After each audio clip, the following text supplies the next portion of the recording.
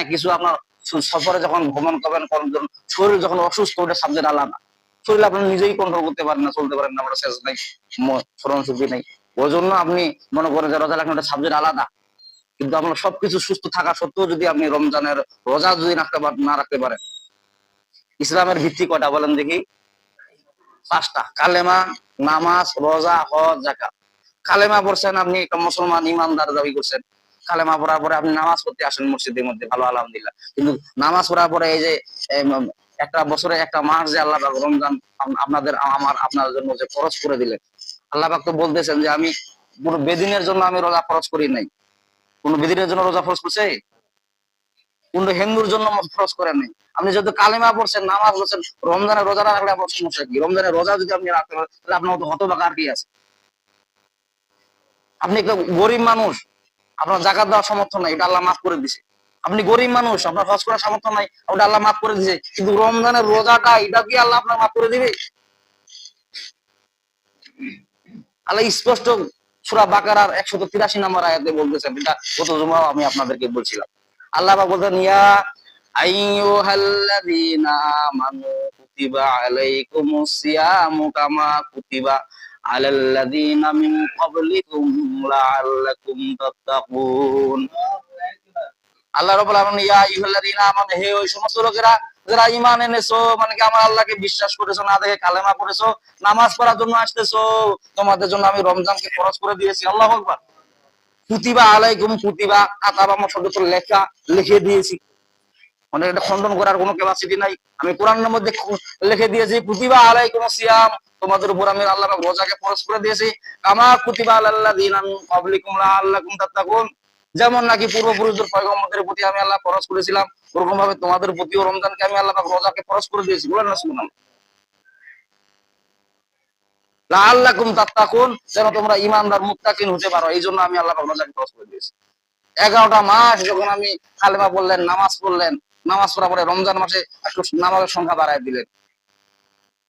যেই মাসে নামাজের সংখ্যা বেশি, ওই খাওয়াও বেশি, মুখে রুচিও আল্লাহ ভালো রাখেন। বলেন না সুবহানাল্লাহ। এই যে একটা রমজান মাস, রমজান, এই যে আপনি ইফতার করবেন, কেমন দেখা একটা যে দেখেন, আপনি যদি সারাদিন যদি রোজা যদি না থাকেন, ইফতারের সময় যখন মুসল্লিরা যখন ইফতার করবে, তখন আপনার কেমন দেখা, ভ্যালুয়েশন কেমন দেখায়? একটা মাউরিয়ার মতো, এতিমের মতো আপনি এক জায়গায় বেড়াচ্ছেন। আরো কিছু লোকের লজ্জা শরম নাই, তার মানে কি সারাদিন তো রোজা নাই, ইফতারের সময় সেই শরীক হয়, ইফতারও গিলে, এমন লোক আছে না নাই? এরকম বাটপার মার্কা লোক আছে না নাই? মোদির আরো বড় বড় হাদিস, বড় বড় মাসালা মাসাইল, কিয়ামতের দিন যদি জিজ্ঞাসা করে যে রমজানে রোজা রাখতে পারছ নাই, পারো নাই, ইফতার করে খাইতে পারো নাই, জন্মের খাওয়ান দিছে ইচ্ছা মতো, এরকম বাটপার। আল্লাহ বলেন, ওয়া মাকারু ওয়া মাকারাল্লাহ ওয়াল্লাহু খায়রুল মাকিরিন। আল্লাহু আকবার। আল্লাহ বলে, হে বান্দা, তুমি কত বড় মকরবাজি, চালাকবাজি করো, আমরা আল্লাহ চালাকি জানো নাকি? ও যে কেমন করে চালাকি, ও যে এক লোক ডুবে ডুবে পানি খাচ্ছে, ও যে এটা তো খাওয়া দেখা পায় না, পানি তো ডুবে ডুবে পানি খেলে খাইতে খাওয়াবে, খাইতে খাইতে ট্যাংনা আমার গেছে, গুলো টুবি আটকে, বুঝুক খেলা। এখন মানুষ জিজ্ঞাসা করছে, কি ব্যাপার, আপনি তো রোজাদার মানুষ, আপনি তো রোজা আছেন, আপনার কিয়ার মধ্যে গোলার মধ্যে ট্যাংনা মাছ গুলো কেমন করে? আল্লাহ তাআলার মুকরবাজি, আল্লাহ তাআলা ধরা দেখুন কেমন কথা।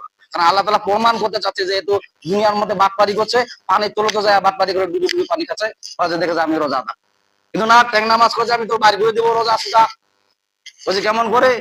সারাদিন গেলে ফাইজলামি শুরু করিস রোজাদারের নিয়া, এমন ট্যাংনা মাছ এমন দিচ্ছে, এখন ডাক্তার বলছে কাটিবা হবে, কাটিবা, অপারেশন করতে হবে, কাম হবে না। এক কাম করা যায় আরেক কাম, আল্লাহ তাআলা এক কাম করার জন্য আরেক কাম আমরা ফেলে দিতে পারে।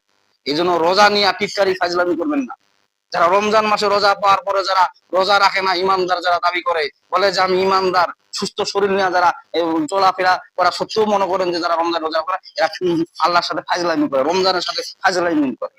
যারা রোজাদারের সাথে রোজা না থাকা সত্ত্বেও যারা এই রোজাদারের সাথে ইফতার করে, তারা রোজাদারের সাথে ফাইজলামি করে। কি আমাদের জন্য এই রোজাদারের ফাইজলামি করার কারণে ওদের বাটবার পিটানি হবে ইচ্ছা মতো।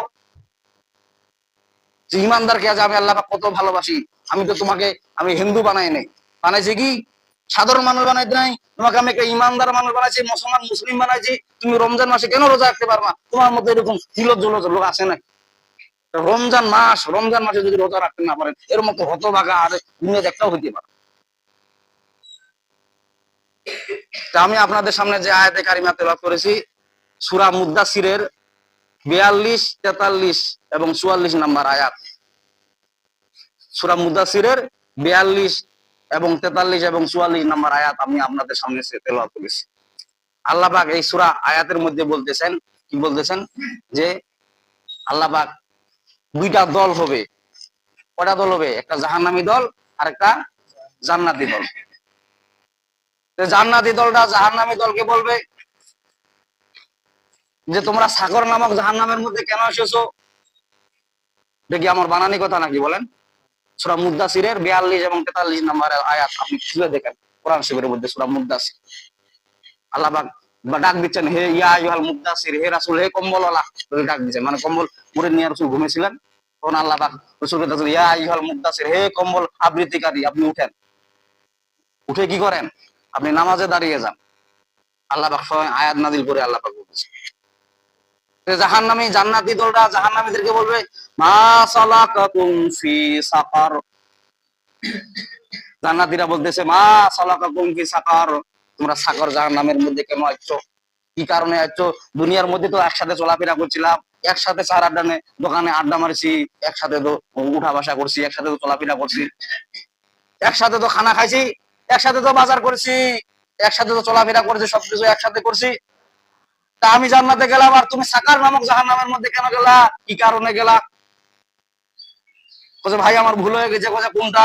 বলছে আমাদের ভুল হয়েছে, অলু আলাম নাকুম মিনাল মুসাল্লিন, অলু নাম নাকুম মিনাল মুসাল্লিন। দুনিয়ার বুকে যখন ছিলাম, তাই আপনি তো মসজিদে দৌড়াইছেন আর আমি দৌড়াইছি বাজারত। বলছে আপনি তো আজান হলে মসজিদের দিকে গমন করছেন আর আমি মসজিদের মধ্যে গমন করি নাই। আমি যেখানে সেখানে আড্ডা মারছি, নামাজটাকে আমি নামাজে মনে করতাম, খেলায় খেলায় দিন কাটাইছি। এমন লোক আছে না নাই? ফজরের সময় ঘুমের ঘরে সময় কাটায়, আর জোহরের সময় তোমার কাজ কাবারে সময় কাটায়, আসরের সময় বাজারে যায় আড্ডা মারে, মাগরিবের সময় ফিল্ডিং মারে, আর এশার সময় আলেম ওলামার গিবত গায়, মানুষ মুসলিমানের গিবত গায়। ওই হুজুরে এরকম হয়েছে, আই হুজুরে হয়েছে, নামাজে জিলাইলে কামালাই তো খালি মাঠপাড়ি শুরু করে দিছে। কত নামাজ পড়ে হবে কি? ওই লোক জাহান্নামের মধ্যে, সাকার নামক জাহান্নামের মধ্যে যাবে। তখন ও জিজ্ঞাসা করবে যে মা সালাকাকুম ফি সাকার, তুমি সাকার জাহান্নামের মধ্যে কেন আসছো? সে বলবে, ক্বালু লাম নাকু মিনাল মুসাল্লিন, দুনিয়ার মধ্যে যখন আমি ছিলাম নামাজ পড়তাম না। এমন মুসল্লি আছে না নাই? শরীর স্বাস্থ্য ভালো আছে, মসজিদের মধ্যে যায় না, একদিনও পশ্চিম দিকে সেজদা করে না। আর যখন বয়স হয়ে যায় তখন নামাজের জন্য ফালাফালি লাফালাফি করে, বলছে ইলা আলা পরিবার লাগিয়ে তো মসজিদে যখন যায়, মসজিদে যায় উজুট খায়। আমার মনে উজুট খায় না, মসজিদ পালা থেকে, আমার মনে মসজিদ বলে এখান থেকে পালা, কোন ঘরে যাচ্ছি মরিবা। যখন তোমার শরীর স্বাস্থ্য ভালো ছিল, যখন যুবক ছিলা, তখন তুমি মসজিদের মধ্যে গমন করো নাই, নামাজ পড়ো নাই, আর এখন মসজিদের মধ্যে উজুট খাও, মসজিদ কাতি খেতে পালা। তোকে তালাক দিয়ে দিছি আমি, ঠিক না বলে? যুবক বসে যারা, জমান বসে যারা ইবাদত বন্দী করে না, বয়স্ক কালে যারা মসজিদের মধ্যে ঢুকে যাওয়া করে কিনা করে, ওদের ইবাদত বন্দী তেমন একটা গ্রহণযোগ্য। আপনি দেখেন না, আপনি যখন যুবতী একটা মেয়েকে যখন বিয়ে করেন, ওর সাথে তো সংসার করতে আপনার ভালো লাগে। যখন যখন বয়স হয়ে যায়, তখন ওকে আপনি আর আপনার পাশে দাঁড় করাবেন, টেলিভিশন করাবেন, সেই তো দৌড়া